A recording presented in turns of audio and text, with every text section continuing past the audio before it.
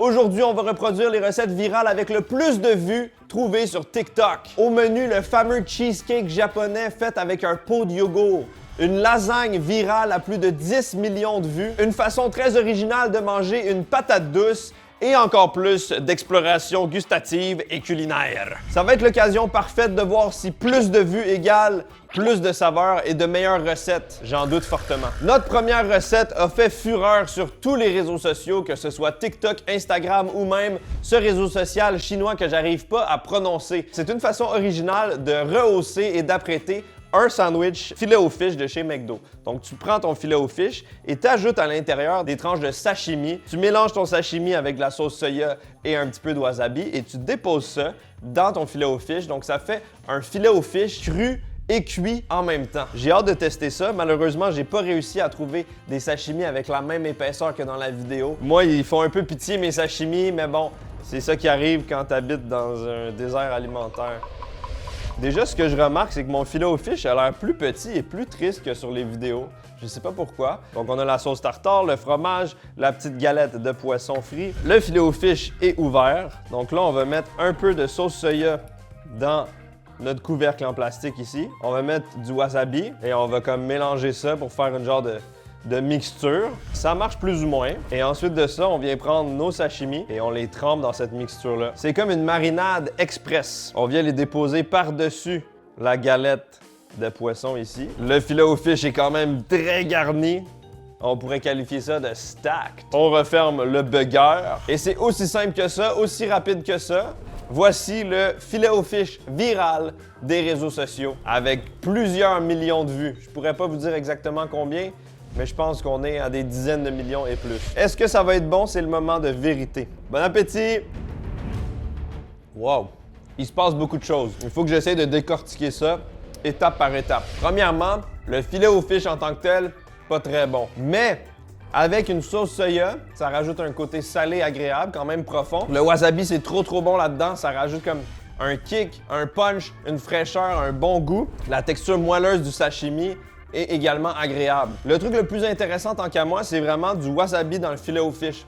Avec la sauce tartare, ça fonctionne super bien. McDo pourrait sortir une sauce wasabi crémeuse dans leur poisson, ça serait bon. J'imagine qu'avec des meilleurs sashimi plus épais, plus gourmands, plus agréables, ça serait encore mieux. Là, on dirait que mes sashimi sont un peu tristes. On dirait juste des tranches de saumon fumé qui n'ont pas été fumées. C'est quand même vraiment bon. Mais j'ai l'impression que c'est le genre de sandwich que tu fais quand, comme par hasard, t'as déjà des sashimi dans ton frigo, puis t'as un filet aux fish chez toi pour une raison mystérieuse. Tu décides de combiner les deux. Je ferais pas mes courses spécifiquement pour reproduire ça. Je sais pas si vous voyez ce que je veux dire. Ça vaut pas la peine de cuisiner ça, mais ça vaut la peine de l'improviser si c'est ça que t'as. Regarde, il dépasse juste pour toi ici. Si le sashimi me fait des manières. Ça, ah bah ouais.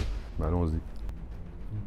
Je comprends que c'est peut-être pas nécessairement vendeur vu qu'il n'y a pas tout le monde qui aime le wasabi. Ouais, comme... ça c'est vrai. Mais sauce tartée comme une édition limitée ou genre une branche à côté de comme juste un mec poisson mais avec une sauce tartare au wasabi. Tout est possible. McDo a sorti du caviar il n'y a pas très longtemps. C'est vrai? Un caviar McDo pour la Saint-Valentin. Tu t'inscris, c'est comme une liste d'attente. Tu t'inscris puis tu peux gagner du caviar McDo. Tu mets ça sur ta croquette McDo, ta McCroquette, tu manges. C'est particulier d'avoir le contraste entre un ingrédient très frais comme le sashimi et un vieux burger un petit peu sec fait avec des ingrédients très congelés et industriels. On dirait que ça clash ensemble. Ça fonctionne un peu, c'est pas totalement validé. Prochain TikTok, celui-là est très prometteur. Voici mon top 5 des saveurs au lit. En 5e position, le Lim Mint Matcha Green Tea. Rafraîchissant, herbacé, fait du bien quand on vient de se faire laisser. Numéro 4, Lemon Honey Black Tea. Le classique des classiques, on se trompe jamais avec cela. J'aurais pas dit mieux. Numéro 3, Mango Passion Fruit Black Tea. Pour les passionnés de fruits de la passion, mangue tropicale. Numéro 2, mon petit Bob l'éponge, il est à moi le petit Bob. SpongeBob Patrick, à saveur Starfruit et hibiscus. On se croirait vraiment en présence de Patrick l'étoile de mer. C'est rempli de saveurs, c'est super agréable. Et évidemment, numéro 1, Black Tea Pêche. Ça, vous le savez, ça remplace n'importe quelle boisson sucrée. Il n'y a aucun sucre, on a le bon goût de pêche. On se trompe jamais avec le Black Tea à la pêche. Si je devais choisir une seule boisson sur une île déserte, ce serait celle-là. Honnêtement, j'aurais pas dit mieux, la sélection est parfaite. Cette personne sait de quoi il parle. Au lit, c'est une excellente alternative aux boissons traditionnelles sucrées. Si vous voulez vous aussi trouver vos saveurs préférées, c'est très facile de commencer avec le Starter Set Deluxe. Vous allez avoir des échantillons de différentes gammes, différentes saveurs et même un shaker. Utilisez le code GURKY, GURKY pour 10% de réduction. Le lien est en description et il y a également le code QR qui s'affiche à l'écran. Merci beaucoup à Oli. La prochaine recette est une des plus populaires de toutes les recettes TikTok que j'ai testées de ma carrière Internet. J'ai fait genre 18 000 épisodes de cette série de recettes TikTok.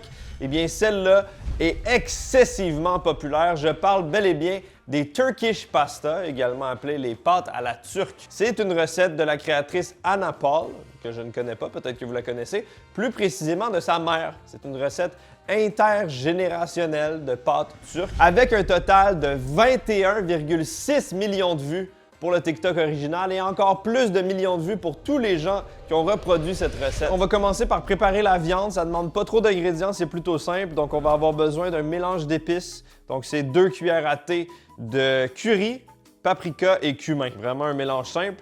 D'ailleurs, je vais mettre le lien des TikTok que je teste aujourd'hui si vous voulez reproduire les recettes avec les vraies quantités. Un peu d'huile d'olive pour cuire nos épices et notre viande. J'ai également de la pâte de tomate et du bœuf haché. Dans la recette originale, c'est de l'agneau haché qui est utilisé. Personnellement, je préfère du bœuf, donc j'ai pris du bœuf. Vous pouvez prendre la viande que vous voulez. Vous allez voir, c'est une recette qui demande quand même pas mal d'étapes, donc ça a intérêt à être à la hauteur de la hype. Sinon, on va être fâché. On fait chauffer notre poêle. J'ajoute l'huile d'olive dedans. À cette étape-ci, vous pouvez faire revenir de l'oignon si vous aimez l'oignon. Personnellement, j'en suis gravement allergique, donc je l'ai enlevé de la recette. Une fois que l'huile est un peu chaude, on peut ajouter notre mélange d'épices. Voyez ça commence à sentir. Les épices ont fusionné avec l'huile, ça commence à faire des petites bulles, ça commence à sentir vraiment très très bon. Maintenant, on dépose notre bloc de viande. Écoutez-moi ça. Pendant que notre viande continue de cuire, on va préparer le yogourt qui est très simple. Je défais la viande hachée en tout petits morceaux. Voilà, ça commence à être bien cuit. Donc, on va mettre 3 cuillères à soupe de pâte de tomate. On vient mélanger le tout. Ça sent vraiment très bon. Le but de la vidéo d'aujourd'hui, c'est non seulement d'essayer des recettes, mais de potentiellement trouver des recettes tellement bonnes qu'on a envie de les reproduire dans notre vie de tous les jours. La viande est enrobée, on met ça de côté et on s'occupe des autres étapes. Maintenant, on prépare le beurre au paprika. Donc, j'ai un gros morceau de beurre. On met ça dans un petit chaudron. On fait fondre. Le beurre est fondu. J'ajoute maintenant du paprika. Ça va faire un beurre infusé au paprika. La prochaine étape, c'est le yogourt à l'ail. Donc, il va falloir une tasse de yogourt grec, quelques gousses d'ail et du citron. Donc, je vais commencer par hacher les gousses d'ail en tout petits morceaux. On essaye d'hacher ça finement. Ça va nous faire un délicieux yogourt à l'ail. T'ajoutes quelques fruits frais là-dedans. Ça te fait un bon déjeuner. Je suis très satisfait de mon hachage d'ail. On va ajouter ça dans notre yogourt. Regarde-moi la quantité d'ail qui va là-dedans. C'est quand même énorme. Je roule le citron pour l'attendrir et pouvoir en sortir le plus de jus possible. Coupe en deux et on va juste garder une demi. Ah ouais, je suis tombé sur un juteux. Voilà, j'ai sorti tout le jus qu'il y avait et là, on va mélanger ça pour créer notre sauce au yogourt. On ajoute une pincée de sel. Tous les ingrédients sont finalement réunis pour faire l'assemblage. On y arrive, je commence à avoir faim, je m'impatiente. On va commencer par les pâtes.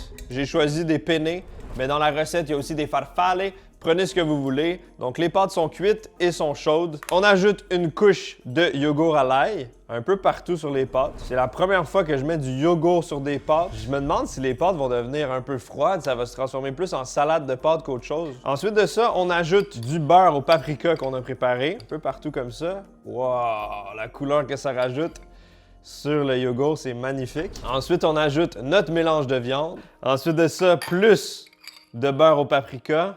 On ajoute des tomates cerises qui ont été coupées en deux. On recouvre le tout de petits feta égrenés. Encore un peu de beurre au paprika. Vous pouvez rajouter des herbes fraîches sur le dessus. Dans la recette originale, il y a du persil. Personnellement, le persil, ça aurait pu être bon avec du basilic, peut-être avec de la coriandre, peut-être avec plein d'autres choses. Ben moi, j'y vais sans herbe. Voici ma version et voici la version originale de Anna Paul. C'est finalement le moment de déguster. Je suis très content du résultat visuel en tout cas. Est-ce que ça va être bon dans la bouche? C'est ça le plus important. Bouchée complète, tomate, viande, yogourt, pâte, feta. Santé. Oh, j'ai senti l'ail du yogourt. Les tomates sont sucrées, regorgent de jus. Le yogourt, ça rajoute une belle acidité et quelque chose d'onctueux. J'ai pas du tout l'impression de manger quelque chose de gras ou de lourd. Ça se mange tout seul. La viande est bien assaisonnée. Tout ensemble fonctionne. Il y a des contrastes entre tout. Tomates sucrées, viande salée, yogourt acide, gras de la viande. Tout vient se balancer parfaitement. Le feta rajoute un côté salé. J'ai pas rajouté beaucoup de sel. Ça vient assaisonner le tout parfaitement. Au-dessus de 21 millions de vues pour cette recette. Je dois dire que je comprends. Oui, il y a beaucoup d'étapes, c'est fastidieux, c'est quand même long à faire, mais franchement, ça en vaut la peine. Et personnellement, j'enlèverais complètement le beurre au paprika. Je le sens pas particulièrement. Ça se mélange aux assaisonnements de la viande qui contiennent déjà du paprika. Je sais pas si c'est vraiment la daronne à Anna Paul qui a vraiment inventé cette recette, mais si c'est le cas, félicitations à elle. Elle a créé un banger. C'est un plat que je vais me faire régulièrement. J'aurais jamais cru penser mettre du yogourt dans mes pâtes. Et pour ça, chapeau. Carl, j'imagine que tu veux goûter à ça. J'ai été chanceux parce que les tomates cerises sont tellement parfaitement mûres, c'est trop bon. Tu sais, je suis fier présentement parce que, genre, tu sais, on parlait de ça, la recette, à part, mettons, le beurre au paprika. Tu sais, ça peut être littéralement une recette de quelqu'un qui fait du fitness ou de la musculation, quoi que ce soit. Tu sais, t'es plus obligé de manger de la viande cuite sec avec du riz et des brocolis. Tu peux manger ça puis quand même aller chercher tes macros. Là, je me sens un peu comme Thibaut InShape en ce moment. Non, c'est bon. Mais reste que c'est ça, tu sais. C'est validé. Bravo, Madame Paul. Notre prochaine recette m'a énormément intrigué de par sa simplicité, mais aussi sa combinaison un peu improbable. C'est une professeure et TikTokeuse qui a fait une vidéo sur ce qu'elle mange lors de sa pause, et c'était littéralement une grosse crise de patates douces coupée avec un bloc de fromage enfoncé à l'intérieur. Et elle mange ça comme si c'était une banane. Ça a fait au-dessus de 12 millions de vues et il y a énormément de gens partout dans le monde qui ont reproduit la recette et tout le monde dit que c'est vraiment très très bon. Il faut seulement 2 ingrédients, une patate douce et un fromage. J'ai cuit ma patate douce préalablement environ 30 minutes dans le air fryer. Vous voyez, elle est bien molle, elle est bien cuite. Il y a même les sucres de la patate douce qui ont ressorti. J'ai pris soin de prendre une énorme patate douce bien veineuse, le candidat parfait pour y insérer un bloc de fromage. Donc je vais ouvrir mon fromage, je vais essayer de couper un bloc digne de cette patate. On a quand même une longueur similaire. Dans la vidéo originale, la créatrice utilise un fromage allemand qui s'appelle le Butterkäse. Butterkäse, je sais pas comment ça se prononce. Très difficile à trouver ici, mais il paraît qu'il y a des fromages doux qui fondent bien, un peu comme du Gouda jeune ou de la mozzarella en bloc comme ci, fait le travail. Donc on va essayer avec cela. Il faut un bon diamètre fromager, il faut sentir le fromage. Je vais y aller avec ça. Un méchant bloc. C'est exactement ce dont on a besoin. Ensuite, très simple, je vais couper le bout de la patate douce ici. On aperçoit la chair à l'intérieur. Et là, il suffit d'insérer le fromage. T'es prêt, Carl? On va la mettre... Hein? C'est bizarre, mon affaire. Pénètre la patate. On y va. Oh! C'est aussi simple que ça. On va attendre à peu près 2 minutes, le temps que le fromage commence à fondre un peu. Et on va croquer direct dedans. C'est vraiment très, très chaud. Je vais me brûler. C'est la preuve que le système scolaire américain est en grande débandade quand les professeurs mangent une patate douce comme ça le midi. Hey, ça a l'air extrêmement chaud. Let's go. What the fuck? Toute ma tension musculaire s'est évaporée. Mes épaules se sont déposées. Ça m'a tellement calmé. C'est vraiment chaud par contre. Difficile à manger un peu. Le fait d'avoir cuit la patate douce avec la peau entière, ça a genre fait un four à convection interne. On dirait que toute la vapeur est restée enfermée et ça a fait une chair extrêmement crémeuse, veloutée. Je sais pas c'est quoi cette technique. On dirait le hammam de la patate. C'est parfaitement cuit. Et on dirait que tu manges de la purée, tout simplement. Et quand tu arrives à croquer dans le fromage, quand tu t'ébouillantes pas trop la face, c'est vraiment délicieux parce qu'il y a un petit côté... Ah! J'avais vu dans les vidéos que ça fait un filet. Ah! Mais moi, ça fond, mais ça fond pas complètement. C'est vraiment très très simple, très étrange. Je peux pas m'arrêter de le manger. Je pense que j'aurais aimé avoir l'occasion de dire des choses méchantes, de me défouler sur cette recette. Des fois, ça fait du bien. Vous le faites dans les commentaires des fois? Des fois, vous m'insultez, ça fait du bien, hein? Ben moi, je fais ça avec des patates douces. Sauf que malheureusement, cette fois-ci, impossible, c'est trop bon. Félicitations à tout le système scolaire qui s'écroule lentement, qui a permis de créer cette recette. C'est très bon. Carl, veux-tu goûter à ça? Ben, ça a l'air bon, mais là, la gueule de tout ça, là... Veux-tu brouter? Attends. C'est vraiment bon, ça. Elle a cuit au point que c'est un peu une sorte de texture de purée, mais est-ce que dans la recette originale, c'est aussi cette texture-là ou c'est un petit peu plus ferme? J'ai vu différentes variations. Je pense que la mienne est peut-être un peu trop cuite. Mais c'est quand même bon, actually. T'imagines, tu es léger de te faire ça, c'est un bel accompagnement. C'est validé, hein? Oui, c'est validé. Pas beau la vie. Du cheese, et de la sweet potato. Si je vous montre ce pot de yogourt Skyr, vous avez sans doute une idée de ce qu'on s'apprête à tester. C'est une des recettes les plus populaires depuis très longtemps. Ça a littéralement infini vues sur toutes les plateformes. J'ai vu des recettes à 10 millions, j'ai vu des recettes à 2 millions. Il y en a partout, il y a des variations, ça n'arrête pas. Je vous parle du cheesecake viral japonais, qui d'ailleurs n'a absolument rien de japonais, selon mes recherches. La recette de base est très simple. Il faut un pot de yogourt grec ou Skyr nature dans lequel on trempe des biscoffs. Tu laisses ça une nuit ou quelques heures dans le frigo et tu y goûtes le lendemain. Tu passes ta cuillère, puis là, ça devient esthétique. Tu vois tous les biscoffs qui se défont et ça devient un cheesecake japonais. Donc, on part d'un yogourt nature avec des biscuits dedans jusqu'à un cheesecake. Je suis extrêmement sceptique, mais évidemment, j'ai fait tout ça hier. J'ai trempé mes biscoffs dans mon pot. J'ai mis ça au frigo et là, c'est prêt. Voyons voir à quoi ça ressemble. On aperçoit les biscoffs sur le dessus qui dépassent, le yogourt qui est un petit peu bruni. Et là, on va faire le test de la cuillère, mesdames et messieurs, pour voir si ça fonctionne vraiment comme dans les vidéos. On y va? Hostie! Ça fonctionne à merveille, exactement comme dans les vidéos. J'ai une bouchée pleine de biscoffs, plein de yogourt. Avec une autre cuillère. J'étais très sceptique, mais je suis quand même déçu. C'était scientifiquement impossible que ça se transforme en cheesecake. Et effectivement, c'est pas le cas. Ça goûte surtout le yogourt nature. C'est pas très sucré. J'ai mis énormément de biscoffs. On sent le goût du biscoff. La texture du biscoff devient un peu humidifiée. C'est agréable. La texture est cool, mais c'est pas assez sucré pour être vraiment un cheesecake. J'ai l'impression que c'est un peu comme un compromis. T'oses pas manger un vrai cheesecake, fait que tu fais un yogourt avec des biscuits. Mais c'est pas vraiment un cheesecake. Un cheesecake, c'est plus gourmand, c'est plus satisfaisant que ça. C'est pas mauvais, mais on peut pas appeler ça un cheesecake. On peut appeler ça dessert à base de yogourt. J'apprécie la créativité et la facilité, mais faut pas dire que c'est un cheesecake, parce que ça goûte le yogourt avec des biscoffs dedans. Est-ce que tu veux goûter à ça? Oui. C'est vraiment un yogourt au biscoff, c'est pas mauvais en soi, mais de là à dire, hey, c'est comme un cheesecake, puis ben, c'est japonais. Dieu sait que du bon séguise puis des biscoffs, il n'y a rien de plus japonais là-dedans. Le dessert du soleil levant. Il y aurait moyen de le rendre plus cheesecake. Tu rajoutes de la pâte de biscoff, la pâte à tartiner, tu mélanges ça dedans, tu remets plein de biscoffs, tu essaies de rendre ça plus sucré, mais ça devient aussi calorique qu'un vrai cheesecake. Puis est-ce que c'est meilleur? Je sais pas, je comprends pas trop. J'ai l'impression qu'on est dans une ère où on n'a pas trop envie de cuisiner, où ça coûte cher, où c'est difficile, où c'est compliqué. Tout le monde recherche des recettes en 2 étapes extrêmement simples, et ça en fait partie. Par contre, on a une autre variation qui va peut-être nous faire changer d'avis. Et qui va peut-être que ça marche. Moi, j'y crois. Donc, voici une variation au tiramisu qui est devenue également virale. J'ai trempé la veille des biscuits de tiramisu dans un espresso. C'est devenu de la slop. Ça n'a pas fonctionné. Donc, j'ai laissé ça tomber et j'ai trempé les biscuits de tiramisu directement dans un au café. Même si je suis malfaisant avec cette recette, je dois dire que ça a quand même du potentiel. Le yogourt brun, les petits biscuits, ça ressemble un peu à un tiramisu. Bouché de fou raide.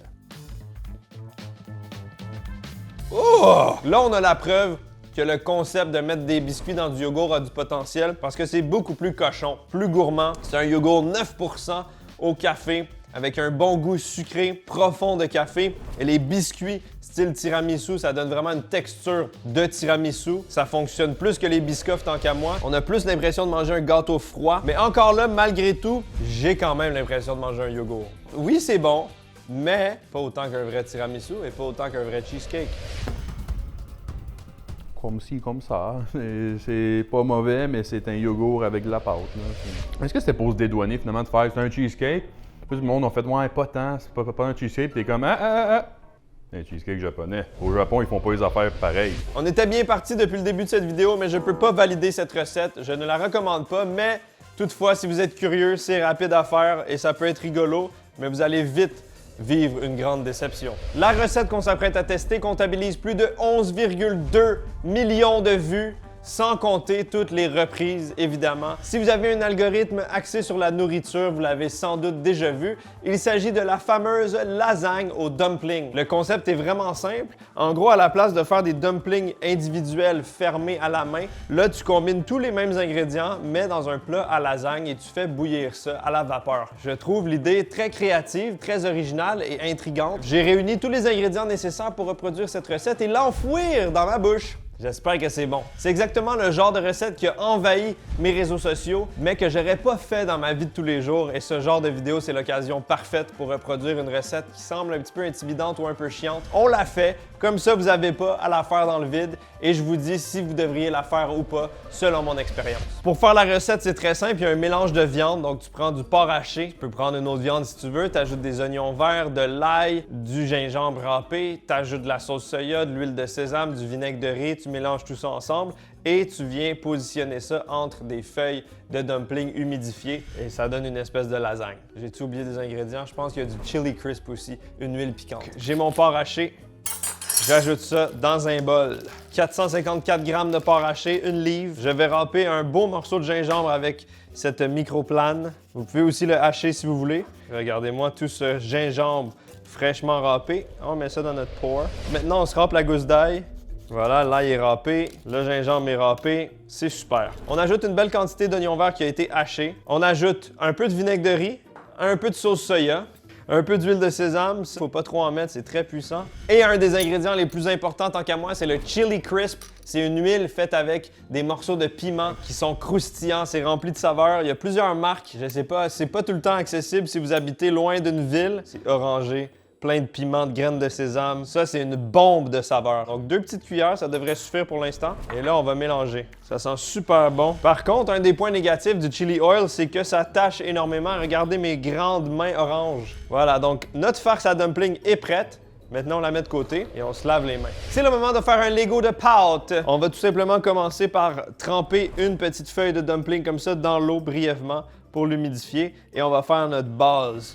Et on va essayer de couvrir toute la surface de notre plat vitré. Si jamais vous voulez reproduire cette recette, il ne faut pas prendre un plat trop gros parce qu'après, vous allez devoir le mettre dans un récipient d'eau bouillante pour cuire à la vapeur. Voilà, j'ai créé la fondation de notre lasagne. On va venir recouvrir le tout d'une couche de pork. John Pork. Donc, on vient faire ça. Pas trop épais, hein? N'oubliez pas, ça va être cuit à la vapeur.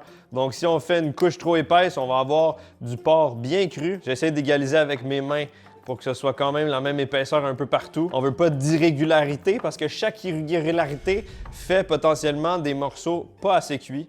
Et qu'est-ce que ça fait? Et du porc pas assez cuit, ça donne des vers dans le cerveau. Le premier étage est recouvert, on va en faire un autre.